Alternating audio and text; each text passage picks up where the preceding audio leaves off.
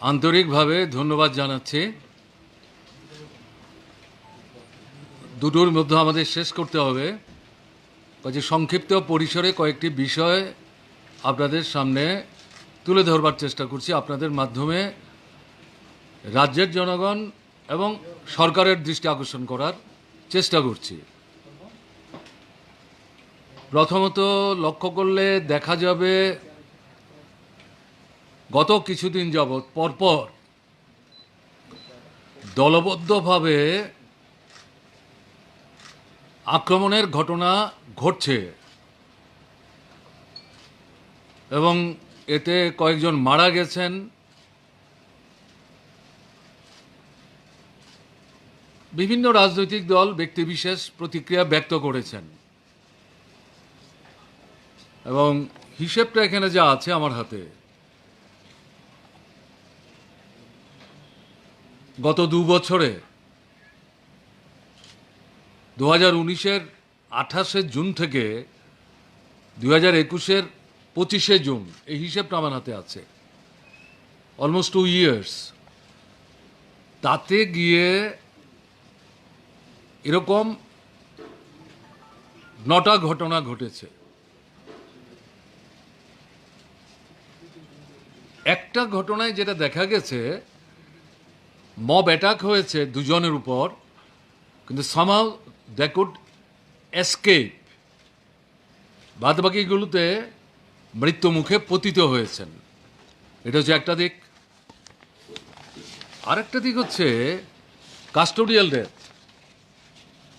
Serious.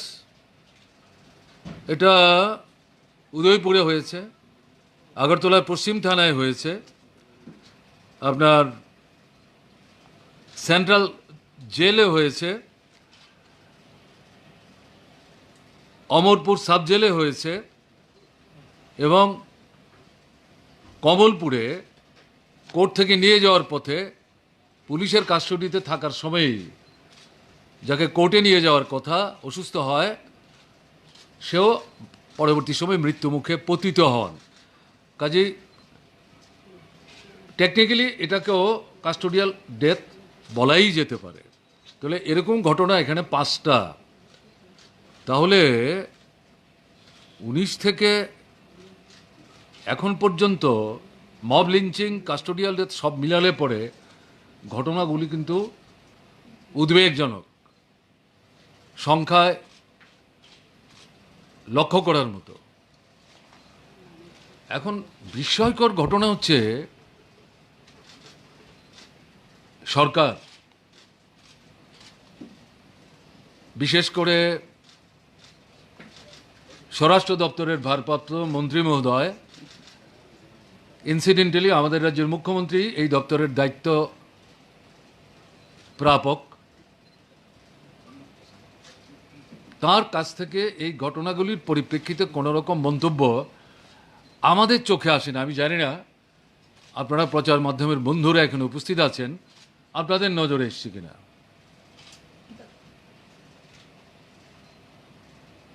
Director general of police, এই সময়ের মধ্যে পরিবর্তন হয়েছে 1-2 জনের। আগে যিনি ছিলেন বা এখন যারা আছেন তাদের কাছ থেকেও কোনো মন্তব্য কিন্তু আমরা এই সম্পর্কে শুনিনি। এটা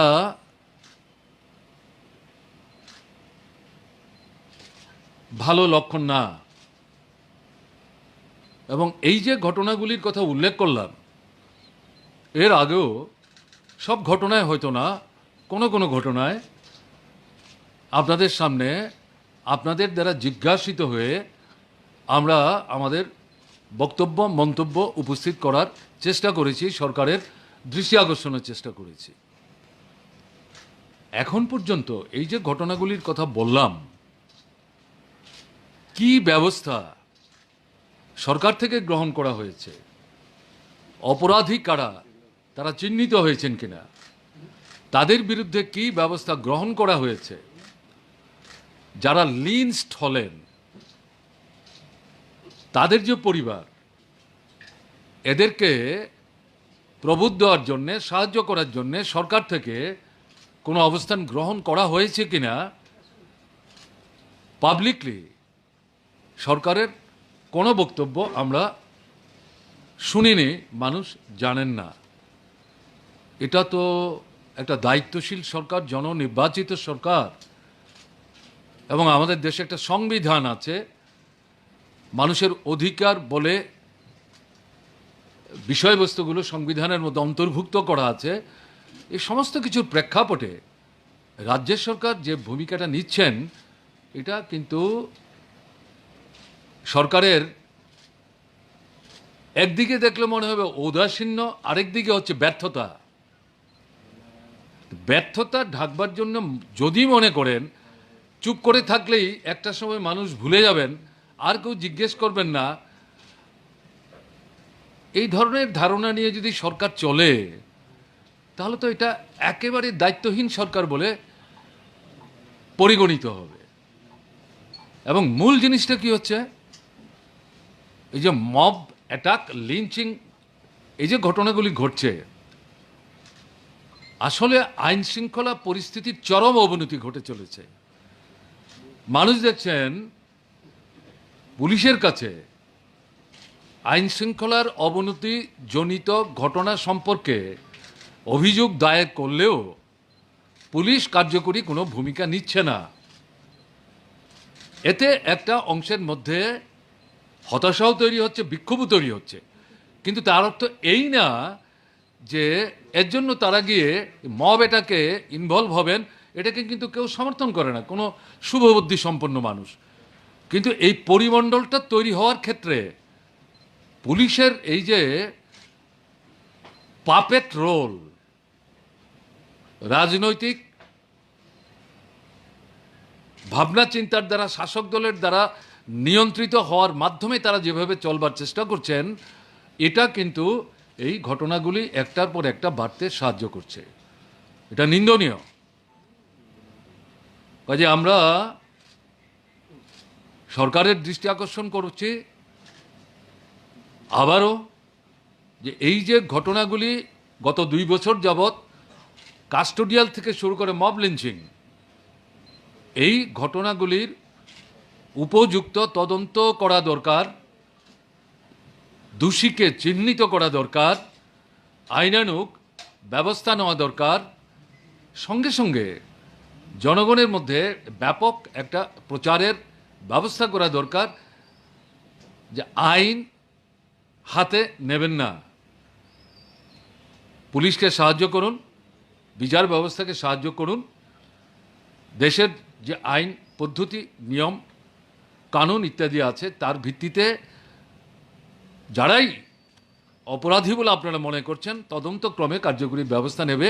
কিন্তু কেউ নিজেরা কাউকে অপরাধী সাব্যস্ত করে চট করে হাতে আইন নেবেন না। এটা সামাজিক উচ্ছৃঙ্খলতা তৈরি হবে, আমাদের যে সামাজিক ব্যবস্থাটা এটা কিন্তু ভেঙে পড়বে। এই প্রচারটা তো গভর্নমেন্টকেই করতে হবে, এবং এটা করতে গেলে পর এই পদক্ষেপগুলো গ্রহণ করা দরকার, যেটা সরকার করছে না। এটা হচ্ছে একটা বিষয় যেটা আপনাদের সামনে আমাদের পরিষদীয় দলের তরফ থেকে আমরা উপস্থিত করছি। দ্বিতীয় যে ঘটনা, ভোটের বিধানসভার গণনার মধ্য দিয়ে যেদিন ফল প্রকাশিত হলো, আপনারা জানেন সেদিন দুপুরের পর থেকে আক্রমণ শুরু হয়েছে। নানা ধরনের আক্রমণ, এগুলি বিস্তৃত বলে আমি সময় নিতে চাই না, এগুলো আপনারা জানেন, আপনারা লিখেছেনও। অনেকে সাহস করে একেবারে বলা যায় ক্ষুব্ধ বিক্ষুব্ধ হয়ে নিজেদের যে ভাবনাগুলো, এগুলো আপনারা আপনাদের মাধ্যমের উপস্থিত করে জনদৃষ্টি আকর্ষণ করার চেষ্টা করেছেন, সরকারের দৃষ্টি আকর্ষণ করার চেষ্টা করেছেন। যারা সাহস করে এগুলো করেছেন তাদেরকে নিঃসন্দেহে অভিনন্দন জানাবো। কাজে আমি বিস্তৃত যাচ্ছি না, আপনাদের কাছে বলেছিলাম বিধানসভার গত যে অধিবেশনটা হয়ে গেল মার্চ মাসে, তাতে বিলুনিয়ার একটি ঘটনাকে ভিত্তি করে বাদল চৌধুরী আক্রান্ত হয়েছিলেন। সম্ভবত একটা রেফারেন্স মোশন ছিল অথবা কলিং অ্যাটেনশন, তার উপর বলতে গিয়ে মুখ্যমন্ত্রী একটা স্টেটমেন্ট করেছিলেন। এটা হচ্ছে প্রথম এই যে রাজনৈতিক আক্রমণের ঘটনাগুলি ভোট গণনার পরদিন থেকে শাসক দলের প্রত্যক্ষ অংশগ্রহণের মধ্য দিয়ে সারা ত্রিপুরাব্যাপী ঘটে চলছিল, প্রথম বিধানসভায় দাঁড়িয়ে মুখ্যমন্ত্রী সেদিন বলছিলেন যে না, এটাকে সমর্থন করা যায় না, যারা এগুলি করছেন এটা নিন্দনীয়, এবং বিধায়ক বিরোধী দল হোক যে কোনো দলের হোক তারা তাদের এলাকায় যাবেন, সারা ত্রিপুরায় যাবেন। রাজনৈতিক দল শাসক বিরোধী যে কোনো দল তাদের রাজনৈতিক কর্মকাণ্ড সংগঠিত করবেন, এটা বাধা দেওয়া কোনো মতেই চলতে পারে না, একে আমরা সমর্থন করি না, এটা চলতে দেওয়া যায় না, আমরা এটার বিরুদ্ধে। খুব ভালো, আমরা আশান্বিত হয়েছিলাম। কিন্তু দেখা গেল মুখ্যমন্ত্রীর এই বিধানসভার মধ্যে দাঁড়িয়ে দেওয়া এই যে সদর্থক এবং অ্যাসার্টিভ যে স্টেটমেন্ট, তারপরেও কিন্তু ঘটনা বন্ধ হলো না, চলতেই থাকলো। তারপর আমাদের পরিষদীয় দলের তরফ থেকে মাননীয় রাজ্যপালের কাছে প্রথম আমরা সাক্ষাৎকারে যাই। তিনি আমাদের কথা শুনেন, প্রতিশ্রুতি দেন মুখ্যমন্ত্রী এবং ডিজিপিকে আমি ডাকবো, এটা হতে পারে না, এটা বন্ধ হওয়া দরকার। আমরা ফিরে এসেছি, আপনাদের কাছে আমরা তুলে ধরেছি মাননীয় রাজ্যপাল কি বলেছেন। ডেকেছেন, সভা করেছেন, কি করেননি এটা আমরা জানি না। পরবর্তী সময়ে শান্তির বাজারে একটা ঘটনা ঘটল, আক্রমণের ঘটনা। আমরা গিয়েছিলাম, আক্রান্ত হলাম, একটা বাড়িতে আমরা যেতে পারলাম, আরেকটা বাড়িতে আমাদের যেতেই দেওয়া হলো না। আমরা এসে আপনাদের সঙ্গে মিলিত হলাম, ঘটনাগুলি বললাম। আমাদের পার্টির তরফ থেকে একটা ডেলিগেশন রাজ্যপালের সাথে সাক্ষাতে যান, সম্ভবত 12ই মে, এবং সমস্ত ঘটনা শোনার পর হতে পারে এর আগে যে আমরা ডেলিগেশনটা মিট করেছিলাম রাজ্যপালকে, পরিষদীয় দলের তরফ থেকে বিশেষ করে সাংসদ ঝর্ণাদাস বৈদ্যের বাড়িতে আক্রমণের ঘটনার প্রেক্ষাপটে আরও কতগুলি আক্রমণের ঘটনা সে এলাকাতে সংঘটিত হয়েছিল। হয়তো এটাও রাজ্যপাল মহোদয়ের ভাবনায় ছিল, হয়তো তিনি মুখ্যমন্ত্রী এবং ডিজিপির সাথে কথা বলে থাকলেও থাকতে পারেন। তারপরেও যে এই ঘটনা, এটা মনে হয়েছে এই প্রতিনিধি দলের কাছ থেকে সমস্ত তথ্যগুলি হাতে পাওয়ার পর তিনি বুঝতে পারছিলেন যে তিনি যা ভাবছেন, সরকারকে যা পরামর্শ দিয়েছেন, সেই পথে সরকার চলছে না, ঘটনা নিবৃত্ত হয়নি। এবং প্রতিনিধি দলের কাছে তিনি বলেছেন এটা আর চলতে দেওয়া যায় না। ওই দিন ছিল 12ই মে, বলছেন কাল হচ্ছে 13ই মে, কালকে থেকে রাজনৈতিক সন্ত্রাস ত্রিপুরায় বন্ধ। এবং তিনি ক্যাটাগরিকে বলেছেন আমার রাজ্য, that means he is the governor of the state, it is his state.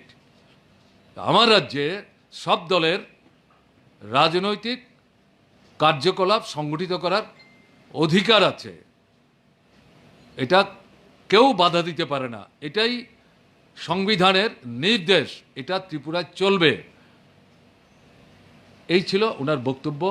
প্রতিনিধি দল ফিরে এসে আপনাদের সঙ্গে মিলিত হয়েছিলেন এবং সংক্ষেপে গভর্নরের যে বক্তব্য এটি আপনাদের সামনে তুলে ধরেছেন, আপনারা পরের দিন সেটা ক্যারিও করেছেন। আমরা আপনাদের মতোই আশ্বস্ত হয়েছিলাম, গভর্নর যখন এতটা ডিটারমিনেশন নিয়ে গণতন্ত্রকে রক্ষার জন্যে সমস্ত রাজনৈতিক দলের স্বাধীন কার্যকলাপ নির্বিঘ্নে গণতান্ত্রিক পদ্ধতিতে করার পক্ষে দাঁড়িয়ে জুড়ে সুরে বলেছেন। এবং তিনি ওখানে বলেছিলেন আমি মুখ্যমন্ত্রী, ডাইরেক্টর জেনারেল অফ পুলিশ এবং মুখ্য সচিব, এই মিটিংয়ে মুখ্য সচিবকে যুক্ত করে বললেন তাদেরকে আমি ডাকবো, এবং বলবো, কিন্তু আমরা অপেক্ষা করার পর মাসখানেকের ব্যবধানে আমরা দেখলাম ঘটনা ঘটেই চলেছে, বন্ধ হচ্ছে না। তাহলে মুখ্যমন্ত্রী বিধানসভায় বললেন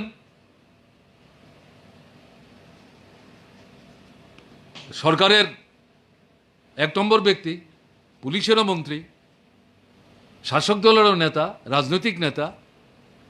পরবর্তী সময়ে রাজ্যপাল বললেন, হেড অফ দি স্টেট, সাংবিধানিক, তিনিও বললেন, তারপরে কিন্তু ঘটনা বন্ধ হচ্ছে না। আমার কাছে একটা হিসেব যা সংগ্রহ করতে পেরেছি, এটা আপনাদের জানার জন্য বলছি। মুখ্যমন্ত্রী বিধানসভায় মার্চের 3rd উইকে এই স্টেটমেন্টটা করেছিলেন। তারপর থেকে আপনার এই 25 তারিখ পর্যন্ত, 26 তারিখ পর্যন্ত এই মাসের 200টি ঘটনা ঘটেছে দৈহিক আক্রমণের, বিরোধী দলের বিরুদ্ধে, প্রধানত মার্ক্সবাদী কমিউনিস্ট পার্টির বিরুদ্ধে, অন্যরাও আছে। এখানে 200টি ঘটনা ঘটেছে। তাহলে গভর্নর জোরের সাথে বলেছিলেন 12ই মে কালকে থেকে এটা বন্ধ। তাহলে এই 200 ঘটনার মধ্যে 12ই মে গভর্নর বলার পরও কিন্তু ঘটনা ঘটেছে। কারণ আমি যে হিসেবটা দিলাম, এই হিসেবটা গত পরশুদিন পর্যন্ত আমার হাতে যা তথ্যগুলি সংগ্রহ করা সম্ভব হয়েছে, এনেছি আমি যেগুলো।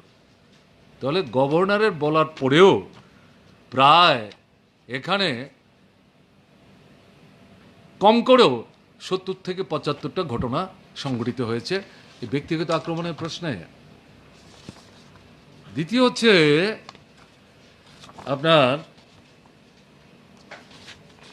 বাড়িঘর, দোকানপাট লুটপাটের ঘটনা। মুখ্যমন্ত্রী স্টেটমেন্টের পর এই সময়ের মধ্যে এটার সংখ্যা হচ্ছে 152। এটা অর্থনৈতিক আক্রমণ। এবং রাজ্যপাল মহাশয়ের প্রতিশ্রুতির পর এই 152-র মধ্যে সেই সময় থেকে হিসেব করলে পর এটাও প্রায় গোটা 60 থেকে 62টা কম হবে না। আমি সেইটা ক্যালকুলেশনটা এখানে করে আসতে পারিনি। 3rd হচ্ছে পার্টি অফিস আক্রমণ। মুখ্যমন্ত্রীর বিধানসভার যে স্টেটমেন্ট, নিন্দা, এটা কোনো মতেই মানা যায় না, এটা চলতে দেওয়া যায় না। সবার স্বাধীনভাবে কাজকর্ম করার অধিকার আছে। তাতে গিয়ে দেখা গেল এর পরেও মার্ক্সবাদী কমিউনিস্ট পার্টির 17টা অফিস এরপরে আক্রান্ত হয়েছে। তাহলে এর মধ্যে মাননীয় রাজ্যপাল 12ই মে যা বললেন, তারপর থেকে এই 17-এর মধ্যেও 4 থেকে 5টা পার্টি অফিস আছে। তথ্য কথা বলে তো, এগুলো তো আমার মন গড়া কথা না, বা আমাদের মন গড়া কথা না। তাহলে এই পরিস্থিতিতে দাঁড়িয়ে কি করে ত্রিপুরার মানুষ তাদের অস্তিত্ব রক্ষা করবেন? অদ্ভুত ঘটনা। আপনি আপনার সমস্যা নিয়ে কথা বলতে পারবেন না, পোস্টার লাগাতে পারবেন না, রাস্তায় প্ল্যাকার্ড নিয়ে গলায় ঝুলিয়ে দাঁড়াতে পারবেন না, ডেপুটেশন দিতে পারবেন না সরকারের কর্তৃপক্ষের কাছে,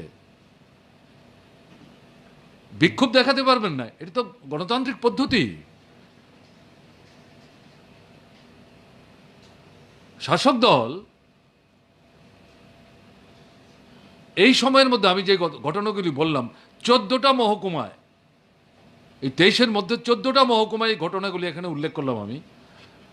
তারা গিয়ে বলছে মিছিল করা যাবে না, মিটিং করা যাবে না। ইভেন এই যে কোভিড পরিস্থিতিতে সরকার তো আপনার প্রেস কনফারেন্স, বিবৃতি আর বিজ্ঞাপন দিয়েই খালাস। মানুষ তো রিলিফ বলে কিছু পাচ্ছে না। এরকম পরিস্থিতিতে স্বেচ্ছা প্রণোদিত হয়ে নানা ধরনের স্বেচ্ছাসেবী সংগঠন, এবং তার মধ্যে বিশেষ করে উল্লেখযোগ্য যেটা, যে পিপলস রিলিফ ভলান্টিয়ার্স,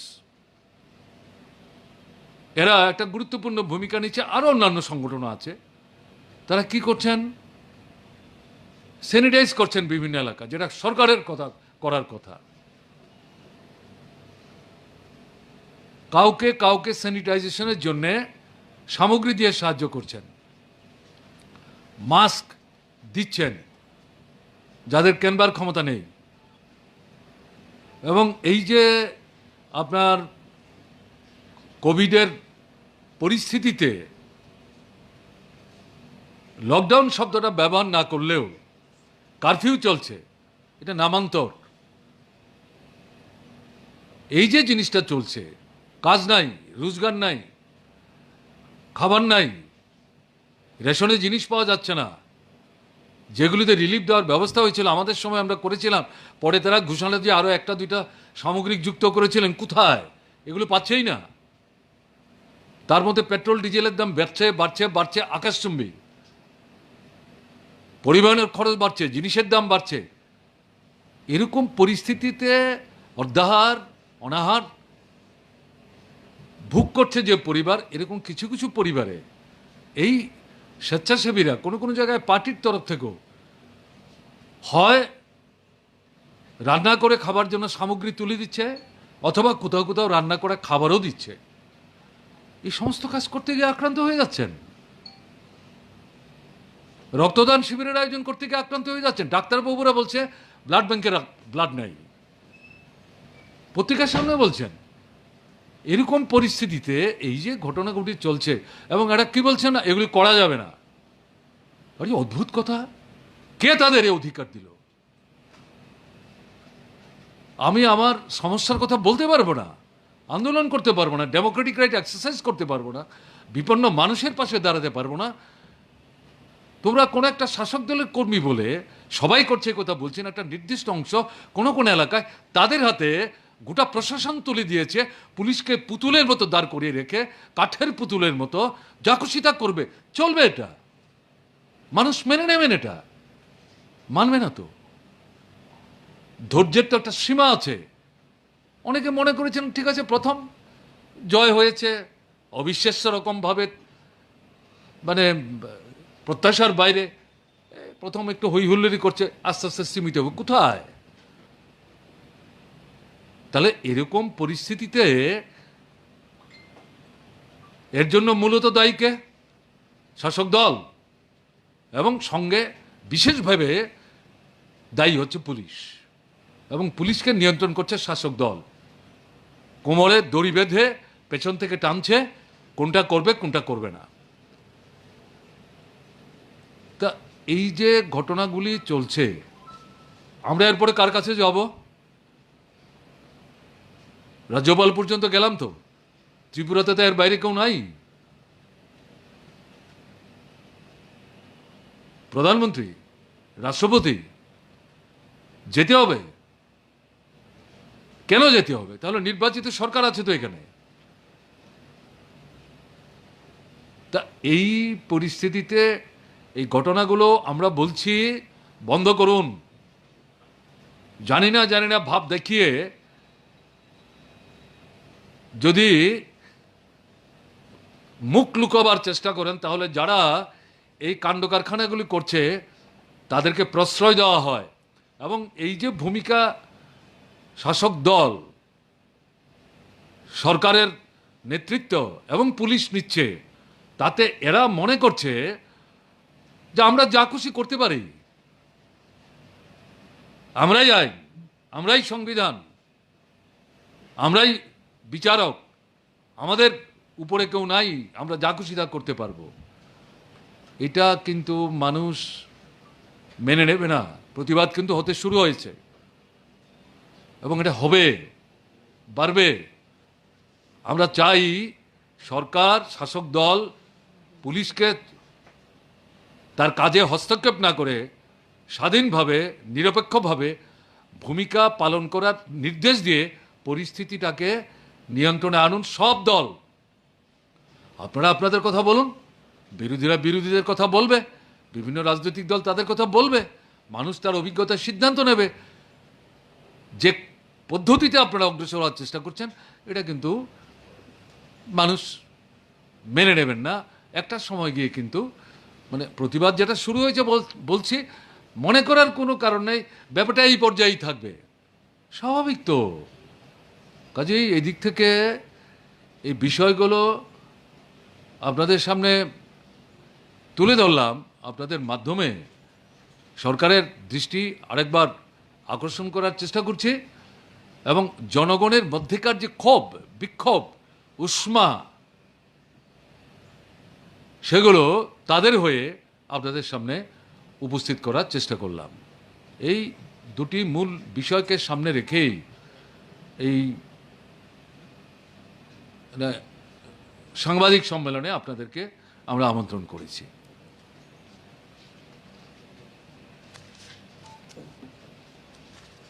আপনি যে বললেন যে মুখ্যমন্ত্রী এবং রাজ্যপালের এসুরেন্সের পরেও এই হামলার ঘটনাগুলি থামছে না, এটা কি আপনাদের মনে হচ্ছে যে রাজ্য সরকারের বিফলতা বা রুলিং পার্টির তার যে আছে তাদের উপর কোনো কমান্ড নেই পার্টি ওয়ার্কারদের উপর?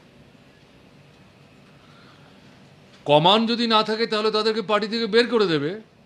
এই সাহস এই পার্টির আছে কিনা আমি জানি না, কেমন না, এটা তাদের ব্যাপার। আমি তো বললাম, এখানে উল্লেখ করলাম যে তারা যে প্রতিশ্রুতি দিলেন আমরা তো সেটাই স্মরণ করিয়ে দিচ্ছি। এটা তো কার্যকরী হচ্ছে না, রূপায়িত হচ্ছে না। তাহলে এটা সরকারের ব্যর্থতা, পুলিশকে নিষ্ক্রিয় করার রাখার ফলশ্রুতি, এবং শাসক দলের দুর্বলতাও প্রশ্রয়।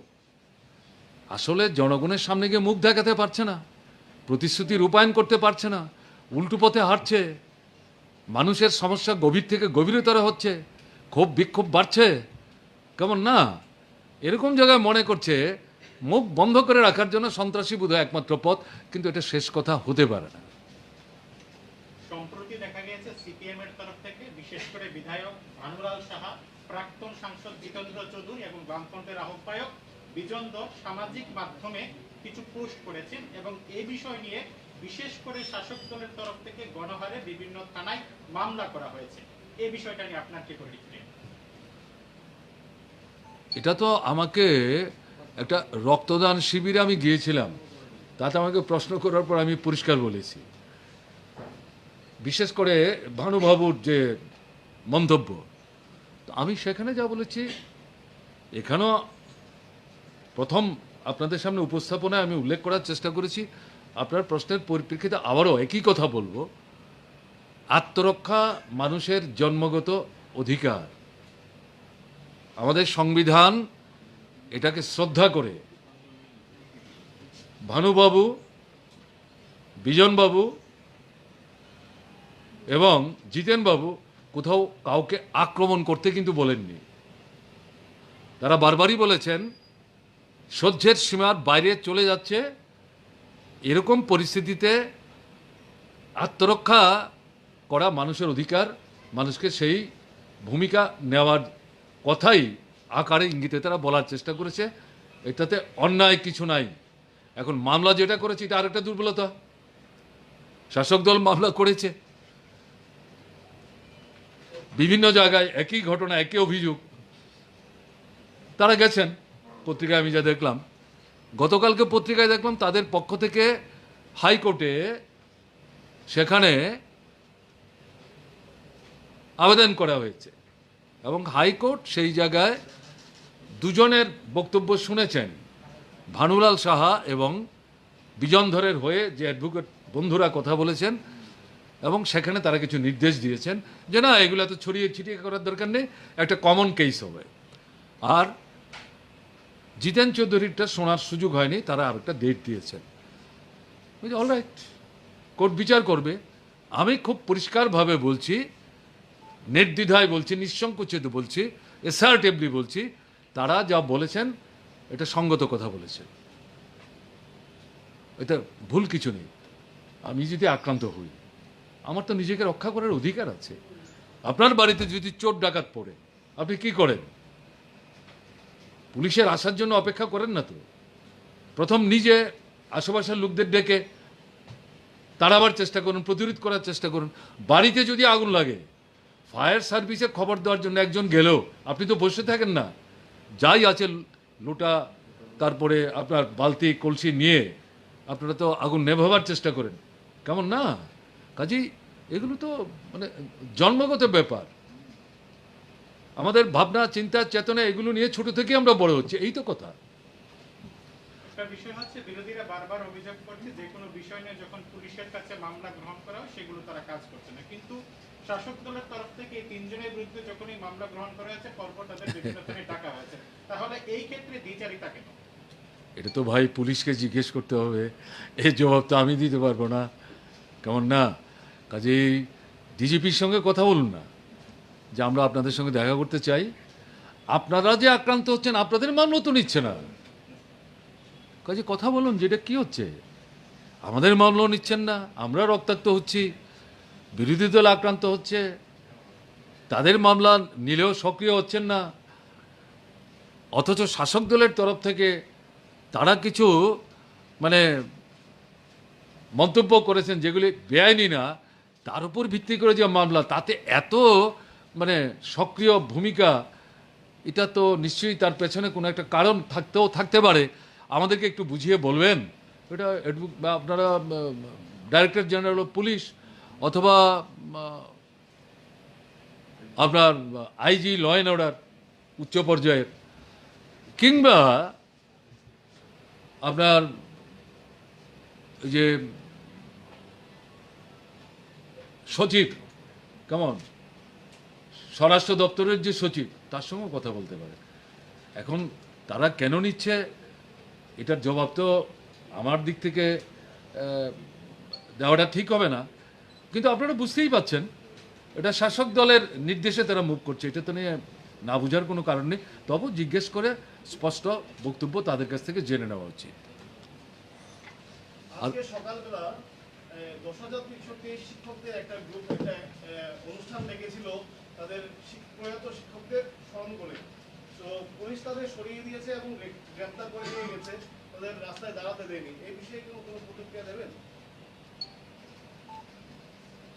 এদের চাকরি সংহার করেছে, 100 জনের উপর লোক মারা গেলেন, তারা অবস্থান করছিল, পিটিয়ে তুলে দিলেন, মুখ্যমন্ত্রীর বাড়ির সামনে গেছিলেন বক্তব্য রাখার জন্য, সেখানে আক্রান্ত হলেন, কেমন? তারা আবার এসছিলেন তাদের বক্তব্য রাখবার জন্যে, তাদের রাস্তায় দাঁড়াতে দিচ্ছে না। এটা বাহাদুরি না, এটা প্রতিশ্রুতির রক্ষা করার ক্ষেত্রে তাদের ব্যর্থতা। গত বিধানসভা নির্বাচনের সময়ে তাদের একটা অংশকে তাদের স্বার্থে তারা খেলিয়েছিলেন, এখন বিশ্বাসঘাতকতা করছেন, তাদের কাছে তারা পরিষ্কার হয়ে যাচ্ছেন।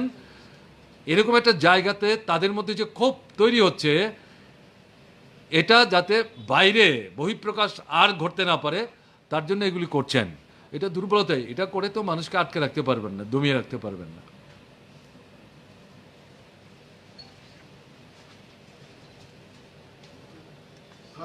হ্যাঁ, 1975 সালের 26শে জুন জরুরি অবস্থা জারি করা হয়েছিল দেশে, আর এখন নাকি কিছু কিছু রাজনৈতিক দল পক্ষ থেকে বলা হচ্ছে দেশে অঘোষিত জরুরি অবস্থা চলছে। আমরা দেখতে পাচ্ছি সাম্প্রতিকভাবে কালে যে আমরা কৃষি বাঁচাও আন্দোলন নিয়ে গোটা দেশ জুড়ে প্রবল প্রতিবাদ শুরু হয়েছে। স্যার, আপনি কি মনে করেন স্যার 77 সালের পুনরাবৃত্তি আন্দোলন থেকে ঘটতে পারে? কালকে আমি বলেছি, ওই কৃষকদের শ্রমিকদের সম্মিলিত যে রাজভবন অভিযান, ওখানে আমি গেছিলাম, ফিরে আসার সময় আমাকে আপনাদের মতো কয়েকজন সাংবাদিক বন্ধু জিজ্ঞেস করেছিলেন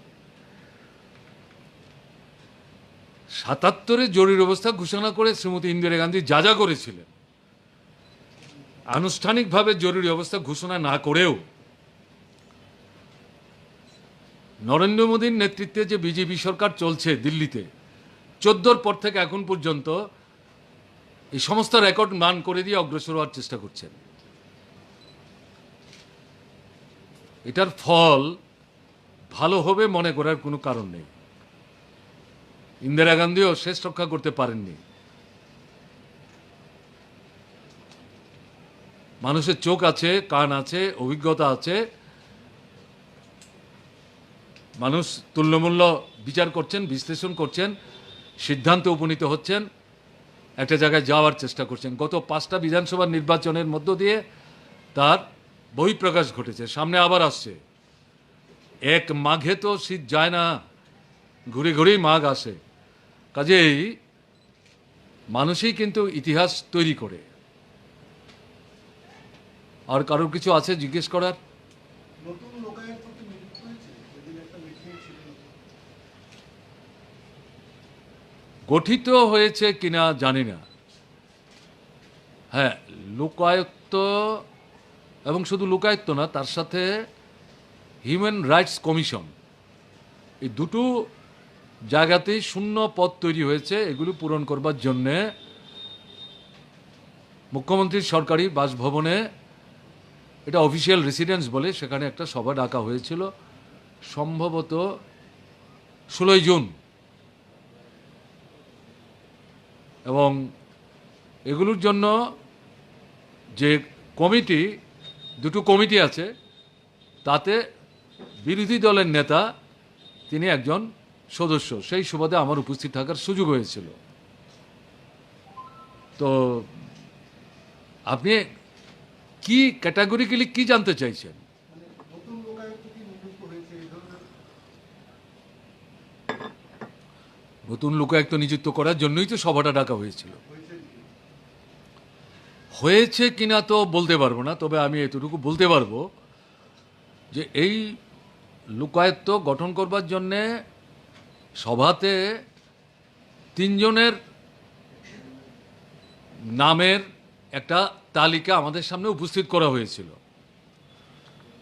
এখন আমাদের রাজ্যে 2008 সালে ত্রিপুরায় লোকায়ুক্ত তৈরি করবার জন্য আইন আমরা তৈরি করেছিলাম।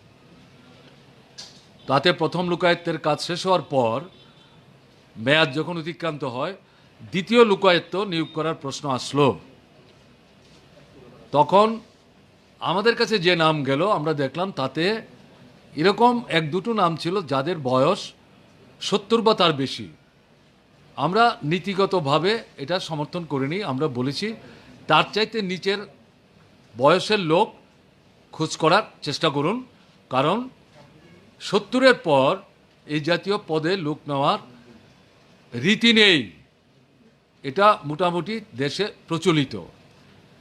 ইন দি মিন হোয়াইল 2013 সালে ভারত সরকারের লোকপাল এবং লোকায়ুক্ত আইন তৈরি হয়েছে। এতে ক্যাটাগরিক্যালি তারা বলেছেন লোকপাল এবং লোকায়ুক্ত, কেন্দ্রের যে লোকপাল তাতে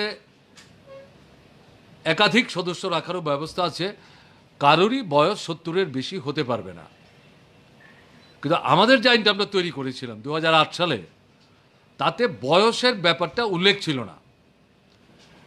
আমরা যখন দ্বিতীয় লোকপাল নেই, কলকাতার হাইকোর্টের রিটায়ার্ড জাজ যিনি আমাদের এখানে কাজ করে গেছেন, তার বয়স 70-এর নিচে বলেই তাকে আমরা নিয়েছিলাম।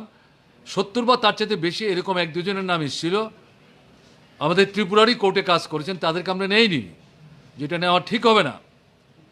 যদিও আমাদের ত্রিপুরার আইনটাতে বয়সের ঊর্ধ্বসীমা উল্লেখ ছিল না, কিন্তু আমরা নেইনি। কেন নেইনি? সারা দেশের এই অভিজ্ঞতার ভিত্তিতে। এরপরে 2013-র যে আইন, সে আইনে ক্যাটাগরিক্যালি বলে দিয়েছে। সভায় আমি এটা উল্লেখ করলাম যে যে 3টি নাম আপনারা এখানে উপস্থিত করলেন, তাতে করে যেটা দেখা যাচ্ছে লোকায়ুক্তের জন্যে এতে 2 জনের বয়স 70-এর বেশি, একজনের বয়স সম্ভবত 78 কি 79 হবে, আমি নামটাম নাইবে বললাম। আরেকজনের বয়স 70+। তাদের মধ্যে একজনের নাম মুখ্যমন্ত্রী এবং স্পিকার সাহেব প্রস্তাব করলেন। আমি তখন বিনয়ের সাথেই বললাম, আপনাদের এই প্রস্তাবের সাথে তো আমি একমত হতে পারছি না, কারণ আমাদের দেশের যে আইনটা, এটা এই আইনের পরিপন্থী হবে। আমাদের রাজ্যের যে অভিজ্ঞতা সেটাও উল্লেখ করলাম। তারা বারবারই বলার চেষ্টা করলেন আমাদের আইনে তো এটা নাই। তাহলে আমাদের আইনটা কিন্তু 2008-এর, কেন্দ্রের আইনটা 2013-র। 2008-এ এই আইনটা তৈরি হলেও তাতে এটা উল্লেখ না থাকলেও আমরাও কিন্তু এই কথা বলে 70 বা তার বেশি কোনো লোককে নিতে পারতাম, কিন্তু আমরা নেইনি। এটাও বললাম যেটা এটা কনভেনশনালিও ঠিক হচ্ছে না। 3 জনের মধ্যে একজন আছেন যার বয়স 70-এর কম। আপনারা যদি মনে করেন তাহলে তাকে নিতে পারেন। যে 2 জনের বয়স 70-এর বেশি, ব্যক্তিগতভাবে তাদের সম্পর্কে আমার কোনো মন্তব্য নাই, পছন্দ অপছন্দের ব্যাপার নাই, এটা আইনের প্রশ্ন। কাজে এদিক থেকে যার বয়স 70-এর নিচে তাকেও যদি আপনারা নিতে চান তাতে আমার কোনো আপত্তি নেই। আর যদি আপনারা মনে করেন তাহলে মিটিংটা ডেফার করুন, আরেকটা মিটিং ডাকুন, একটা নতুন করে তালিকা সার্চ করে উপস্থিত করুন, এই সমস্ত বিষয়গুলি ভাবনায় রেখে। তারা সংখ্যাগরিষ্ঠতার জোরে ওখানে এই প্যানেলের মধ্যে সবচেয়ে বেশি বয়স যার, তার নামই তারা প্রস্তাব করেছেন। আমি সেখানে নোট অফ ডিসেন্ট দিয়েছি এবং আমি বলেছি এটা আমার পক্ষে সমর্থন করা সম্ভব না, এটা আমার দিক থেকে রং হবে, আনওয়াইজ হবে, কারণ এটা হবে repugnant to the government of India's Lokpal and Lokayukta act 2013। আমি এই কথা সেখানে রেকর্ড করিয়েছি।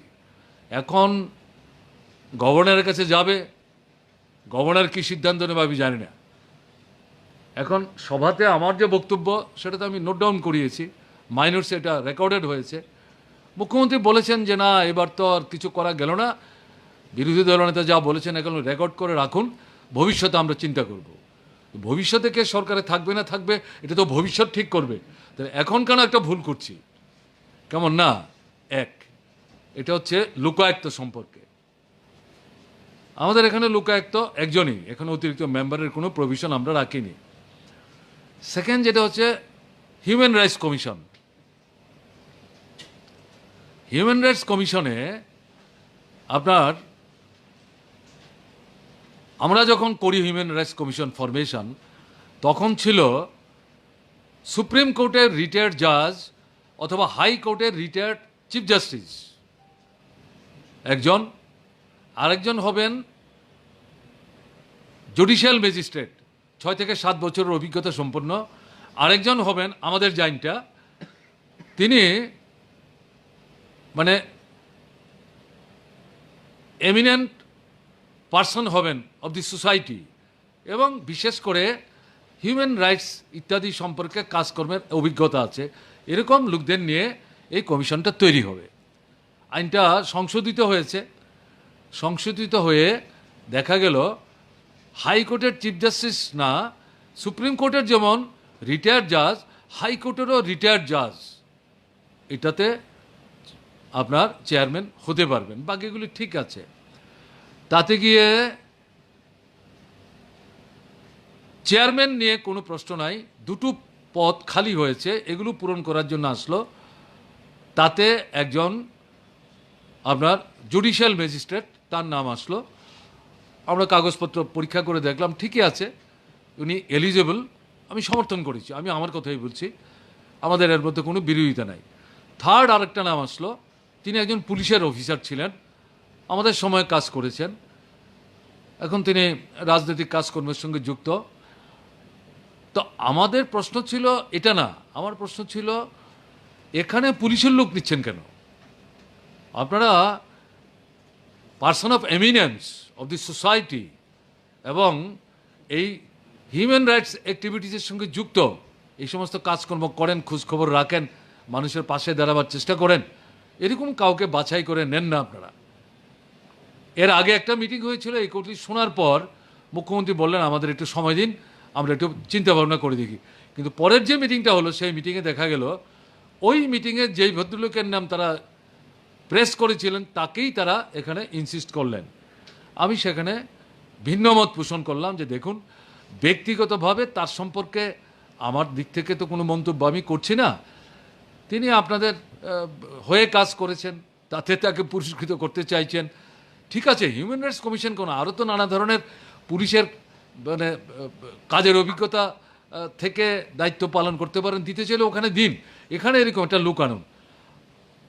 আর বিশেষ করে আজকে যেহেতু প্রশ্নগুলো আমি বলছি, হিউম্যান রাইটস কমিশন, এই যে আমি আপনাদের সামনে এতক্ষণ তথ্যগুলি উপস্থিত করলাম, এ তো পুলিশের বিরুদ্ধে অভিযোগ উঠছে।